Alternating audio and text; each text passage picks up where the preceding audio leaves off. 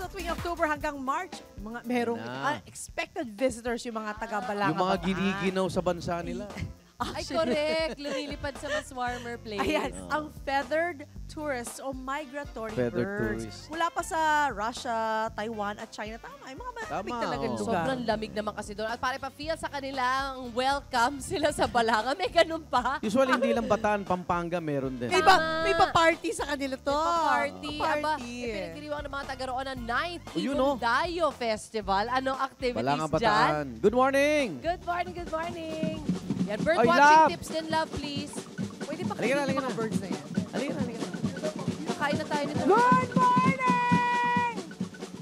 Wait lang ha, tinitingnan ko pa eh. Oh, wait, tayo. Ay, grabe yan. Ang cute. May nakita ako puti.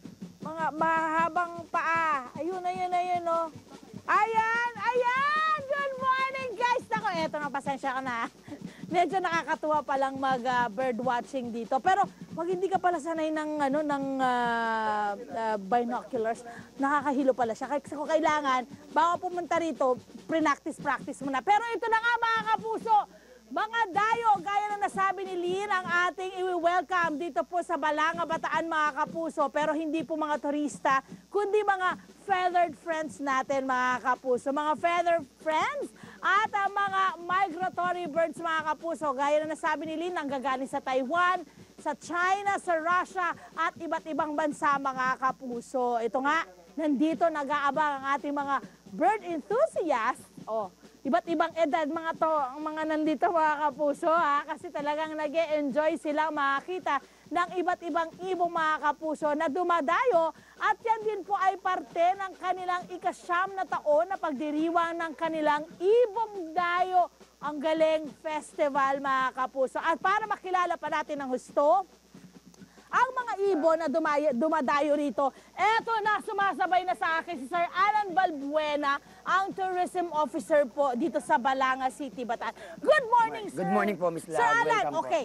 Anong klaseng mga ibon po yung mga dumadayo rito sa Balanga? Meron po tayong egrets, meron po tayong night hero, may plover. Ayun, may grupo. Mga whiskered tern po yan. Whiskered tern po. Anong tawag? Whiskered tern po. Ang cute. So, ganitong season, nandito po sila. Opo, mga ganitong season po yan. Bare months po, mga September po hanggang December, 6 months po, tinatagal ng Ibon Dayo po dito sa...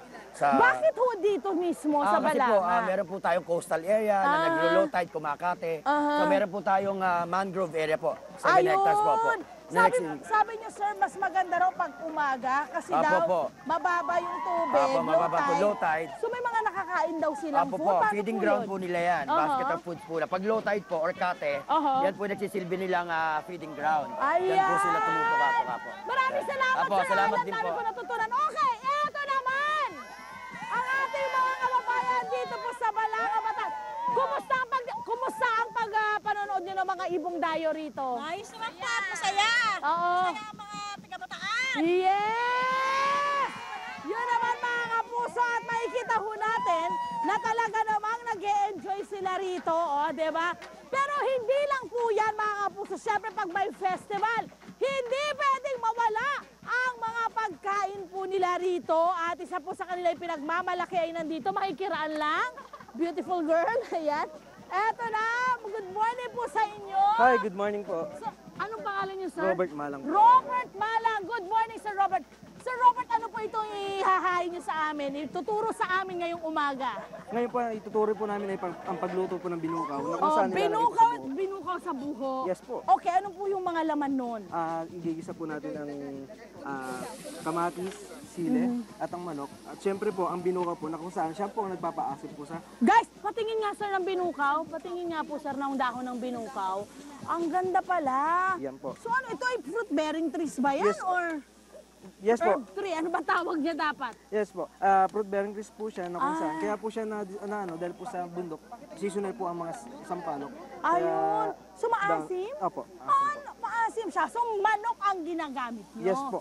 Okay, so pagkatapos niyang igisa? Pagkatapos po siyang igisa, ilalagay po siya sa buho o kawayan para po yung lasa po ng buho sumama po. Kayo talaga dito sa Bataan, Zambales area, itong hilig nyo, no? Iluto sa buho yung mga pagkain ninyo. Anong meron po sa sa pagluluto sa buho? Bakit ho parang masyadong yun ang ginagamit ng mga taga-Bataan? Sa tingin ko po dahil po sa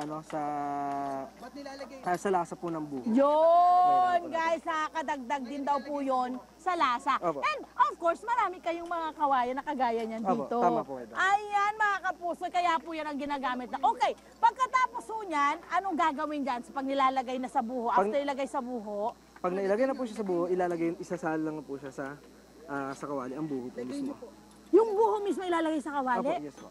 Ah, Sa kalan po. sa kalan? So parang iihawin. Doon po mismo luluto mismo po sa ano. O sa buho? Apo. Ihawin siya sa buho. Or lulutuin po sa buho. Paano lulutuin? Isasalang po natin sa kalan po mismo. Oo. Sa kalan mismo? Yes po. Paano? Ganyan? Ganyan pala. Kasi yung nakita ko dati parang nilalagay sa uling, mga ganyan. So ito, pag wala ka, ito palang ginagawa nyo. Gaano katagal, sir, ang pagluto sa ganyan? 20 to 30 minutes po. Ayun. Okay, at syempre, mga kapuso, yung ating, nilagay nyo na dito yan, binuhos na kanina, nakita nyo naman at nandito na yung, ano nga tawag sa dahon? Binukaw po. Binukaw na dahon na siya pong nagpaasim. Gusto kong tikman yung kanyang sauce. O, di ba? Tikman natin. Oh my, ang sarap. Ang asim. Ang asim pala nito. Okay. Yung susunod na dish, sir. Ano po yung susunod niyo ipapakitang dish sa atin? Na ito ay, dito talaga yan sa Balanga. Meron po. Okay, anong tawag dyan? Ang tawag po dyan is kinuba po. Ano po? Kinuba. Kinubang ano? Kinubang baka po. Kinubang baka. Okay, Yan po. gusto kong malaman. Interesting. Bakit ito kinubang baka? Ano yung ibig sabihin yan? Ayan na po yung nakalakihang tawag. Tawag. Po sa amin. Okay, so ang ginawa nyo ngayon ay Ginisa lang po ang Sibuyas? baka po sa sibuyas po. okay, and then Lalagyan po siya ng gata at syempre po ang peanut butter. parang kare-kare. Opo. Anong kaibahan niya sa kare-kare? Ang lasa po ng ito po, peanut butter at saka yung Pineapple juice. Opo, pineapple po. Ayun. Tapos prinikok nyo na yung baka Yes po, natin. para Anong mas parte ng baka ang ginagamit ninyo? Parang tulad din po sa kare-kare. Sa amin po kasi inada po namin para po sa tulad po sa kare-kare na kung saan is buntot din po at saka ano po. Ayan. So nilalagay na po, kutsara kuya. Kutsara, okay. Ang nilalagay na yung ating peanut butter. Yes po. Gaano katagal ang pagluluto nitong kinubang baka? Tulad din po ng 20 to 30 minutes po siya. 20 to 30 minutes, mga kapuso. My gosh! Mukhang interesting tong kinubang baka, mga kapuso. So ito, kailangan din ba isasawsaw mo yan sa bagoong? Hindi na po. Hindi na. Hindi, ano pong ano yan? Wala kang pagsasawsawan Wala yan. na po. Yun na yan mismo. O, yun na yun mismo, mga kapuso. Okay! Nako, hindi lang po yan. Tikman na natin to. Ayan, tikman na natin. Gusto ko rin tikman yung sauce. Kasi doon ko malalaman kung anong kaibahan niya sa kare-kare. Maat, manamis na mga sim-nasim. Ayun! Pero ang kare-kare kasi, maalat, matamis. Opo. Yun naman, yun yung doon sila na. Tapos, lalagyan mo pa ng bagoong. Ayun! In fairness, para rin siyang para rin pala siyang, yung isa pa, yung kaldereta. Parang ganun po. No! Parang kaldereta din po siya, pero ito matamis lang talaga. Manghang din! May angat. Maanghang din, mga kapuso. Okay! Sa mga nagtatanong, ano pa yung mga iba nilang ipinagmamalaki nitong produkto. Guys, dito po kasi sa Bataan, talaga namang fiestang-fiesta ang dami ng kanilang mga tuyo, mga tinapa. Isa po yan, pati daing, mga kapuso. Nako, mamaya naman. So, yan muna yung sa pagkain natin, mga kapuso.